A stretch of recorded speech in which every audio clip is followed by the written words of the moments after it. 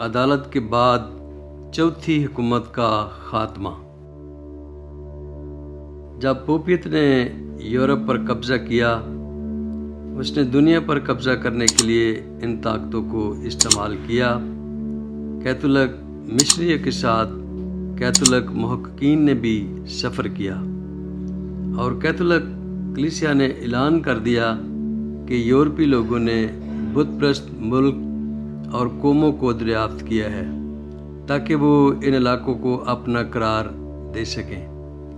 اس طریقے سے پوپیت ایک طاقتور سلطنت بن گئی، حالانکہ اس نے دوسری طاقتوں کو استعمال کر کے دنیا پر قبضہ کیا، نہ کہ اپنی چھوٹی سی فوج کو استعمال کرنے کے ذریعے۔ یہ بڑا زبردست ہوگا، لیکن اپنی قوت سے نہیں، اور عجیب طرح سے برباد کرے گا، اور برومند ہوگا، اور کام کرے گا، اور زور آوروں اور مقدس لوگوں کو ہلاک کرے گا۔ دانیل 8 باب اس کی 24 آیت۔ اس طرح یورپ نے شمالی افریقہ، مشرقی افریقہ، مغربی افریقہ اور جنوبی افریقہ پر قبضہ کر لیا۔ اس نے ہندوستان، پاکستان، بنگلہ دیش اور میانمار، برما پر بھی قبضہ کر لیا۔ اس نے ملیشیا کی سرزمین اور انڈونیشیا، فلپائن اور براعظم آسٹریلیا کو بھی اپنے قبضے میں لے لیا، اور یورپی قبیلوں نے تقریباً سارے شمالی امریکہ، سینٹرل امریکہ اور جنوبی امریکہ کو بھی اپنے قبضہ میں لے لیا۔ جب انسان وسیع پیمانہ پر فتح مند ہوتے ہیں تو وہ آسانی سے اپنی حکمت اور طاقت کا سوچ کر متوالے ہو سکتے ہیں۔ پوپیت کے ساتھ ایسا ہی ہوا جیسا ہم نے پچھلی ویڈیو میں دیکھا۔ اس نے خدا کے وفادار لوگوں کو اذیت دی، اور ان سب کو بھی جنہوں نے اس کے نظریات سے اتفاق نہ کیا، اور وہ جو اس کے اختیار کے آگے نہ جھکے۔ خدا نے 1000 سال سے زیادہ عرصہ تک ایسا ہونے دیا، جب اس حکومت کو اپنے حقیقی کردار کو ظاہر کرنے کی اجازت دینے کے بعد خدا کے دور اندیش مقاصد پورے ہو گئے تھے۔ خدا نے ان لوگوں کے کاموں کی جانچ پڑتال کرنے کے لیے آسمان پر ایک اجلاس بلایا جو دنیا میں اس کے پیروکار ہونے کا دعویٰ کرتے ہیں۔ تب میں نے چاہا کہ چوتھے حیوان کی حقیقت سمجھوں، جو ان سب سے مختلف اور نہایت ہولناک تھا، جس کے دانت لوہے کے اور ناخن پیتل کے تھے، جو نگلتا اور ٹکڑے ٹکڑے کرتا، اور جو کچھ باقی بچتا اس کو پاؤں سے لتاڑتا تھا۔ میں نے دیکھا کہ وہی سینگ مقدسوں سے جنگ کرتا اور ان پر غالب آتا رہا، جب تک کہ قدیم الایام نہ آیا اور حق تعالیٰ کے مقدسوں کا انصاف نہ کیا گیا، اور وقت آ نہ پہنچا کہ مقدس لوگ سلطنت کے مالک ہوں۔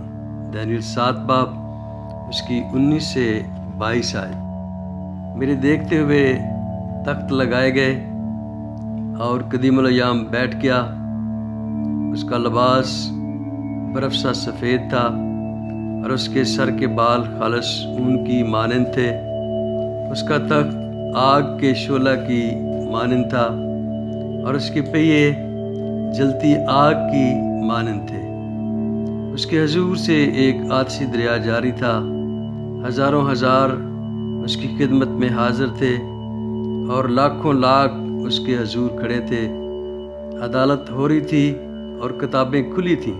میں دیکھ ہی رہا تھا کہ اس سینگ کی گھمنڈ کی باتوں کی آواز کے سبب سے میرے دیکھتے ہوئے وہ حیوان مارا گیا، اور اس کا بدن ہلاک کر کے شعلہ زن آگ میں ڈالا گیا۔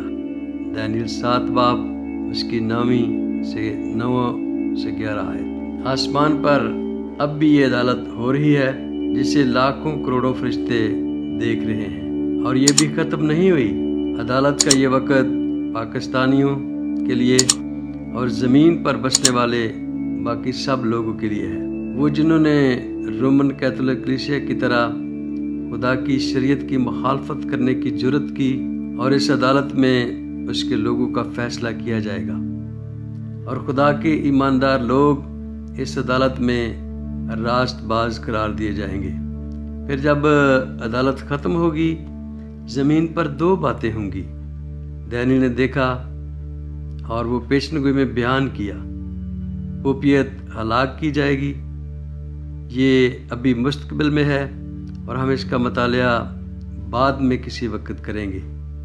खुदा इन मुतकब्बर नौ आबादियाती ताकतों और यहाँ तक कि दूसरी कौमों से भी ज़मीन वापस ले लेगा और किसी दिन वो मुकद्दसों को देगा और वो बादशाहत के मालिक होंगे।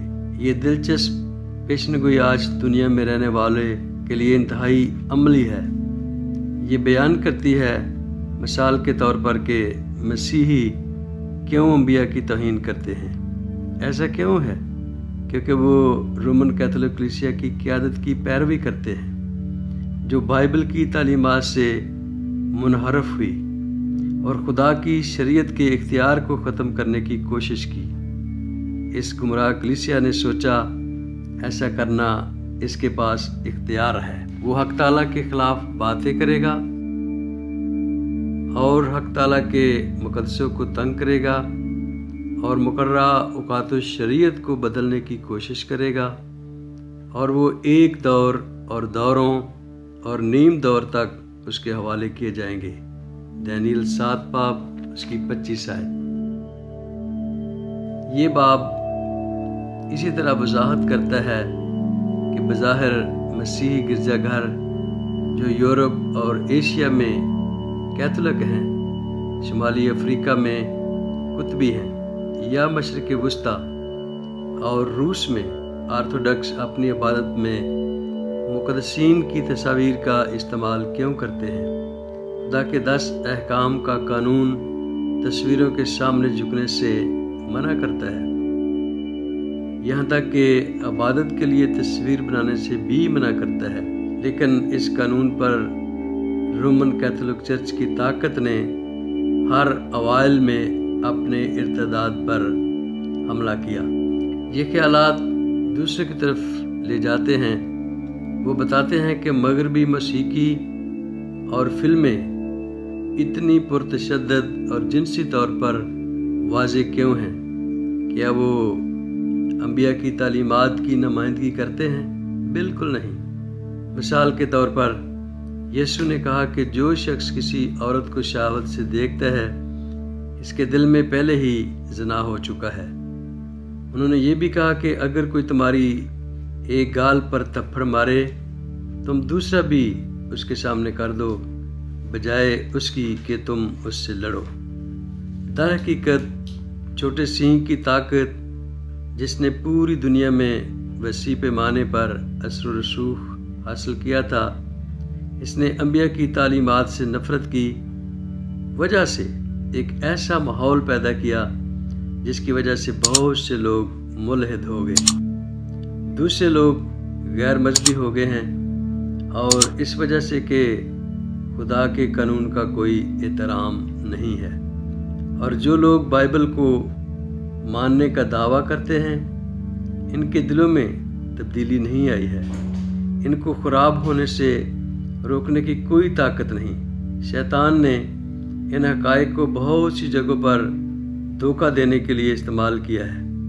लोग अमेरिका जैसी क़यास शुदा मसीह कौमों की मुख्तलिफ नौइयत की फ़िल्में देखते हैं और ऐसी कौमों के वफ़ादार और अक़ीदतमंदों के बारे में भी खौफनाक नताइज आहज़ करते हैं।